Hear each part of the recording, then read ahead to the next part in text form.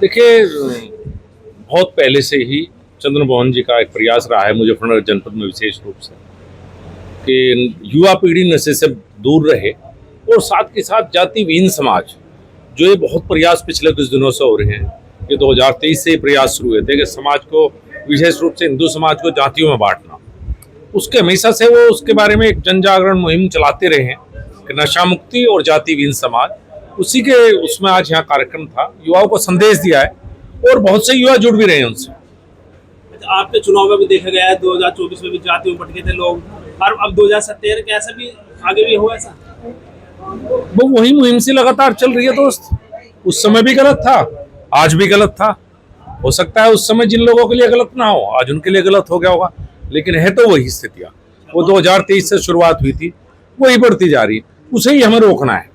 उसी के लिए चंद्रमोहन जी ने कहा, और वही एक सबका फर्ज है, सभी राजनीतिक व्यक्तियों का भी, कि समाज को जातियों में न बंटने दें।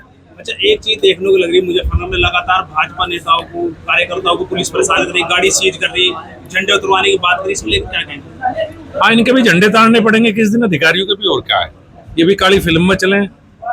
जो अधिकारी गाड़ी रोक रहे थे, वो सुना काली फिल्म और वीआईपी लिख रहे, तो किसी ने एक मुहिम से चला के इनके भी गाड़ी के झंडे हम तार देंगे।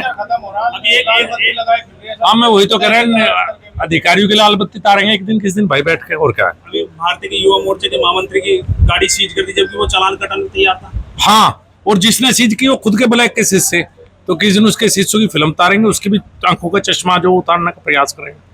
एक बार टोल पर कर्म चल रहा है मंत्री जी, जातीय संघर्ष में तनाव होता जा रहा है।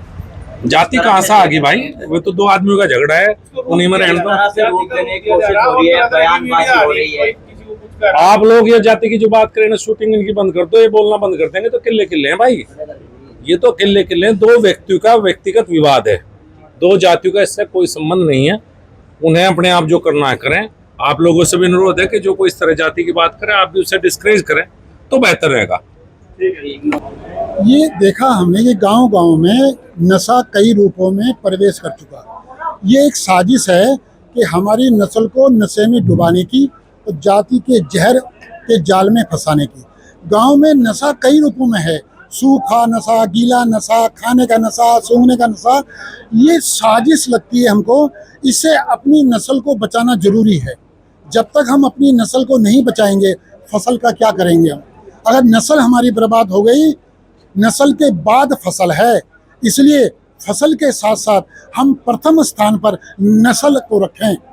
जाति का जहर पैदा किया जा रहा है हमारी नस्ल के अंदर, हमें बर्बाद करने के लिए।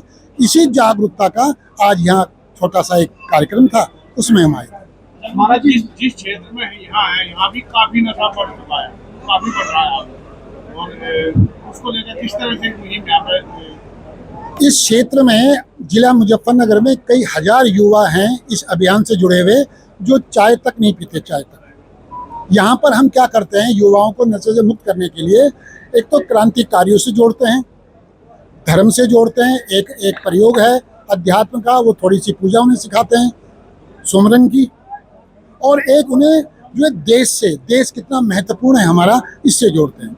जब हम क्रांतिकारियों से उनको जोड़ते हैं कि कैसी यातना बलिदान के बाद हमें आज़ादी मिली, सीना चौड़ा करके चलने की आज़ादी मिली, ये सब क्रांतिकारियों की बलिदान से है, तो युवा नशा छोड़ देता है।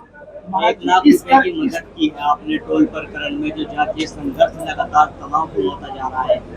एक मैसेज भी दिया है आपने उसको लेकर, यहाँ इस तरह की मदद है, क्या मैसेज देने की कोशिश? हम ये कहते हैं, कानून है हमारे देश में, तुम मांग करो, अन्याय के खिलाफ लड़ो, ठीक है, बढ़िया है, पुण्य कार्य है, लेकिन हमारी नस्ल को जाति के जहर में मत घुसाओ उनके अंदर जाति का जहर। इसलिए हमने कहा, हम हिंद मजदूर किसान समिति की ओर से, जो वो दिगंबत जो आत्मा है स्वर्गीय अरविंद पांडे, उनके परिवार को हम जितनी हमारी हैसियत है, हम 1 लाख रुपए की मदद कर रहे हैं। नया ट्रेंड वाला नया ट्रेंड है, वो जम्मू कश्मीर में भी ऐसा हुआ, तो क्या कहा जाए उसको लेकर? जिस तरह आपने बताया, जैन जी जो है, जो 18 से 30 साल के युवा हैं, उन्हें जैन जी कहा। जैन जी जागरूक हो रहा है, लेकिन जैन जी को ये समझना पड़ेगा कि उनके साथ झांझी ना हो जाए। झांझी कौन? जो कहते हैं आग लगा दो और वो कर दो।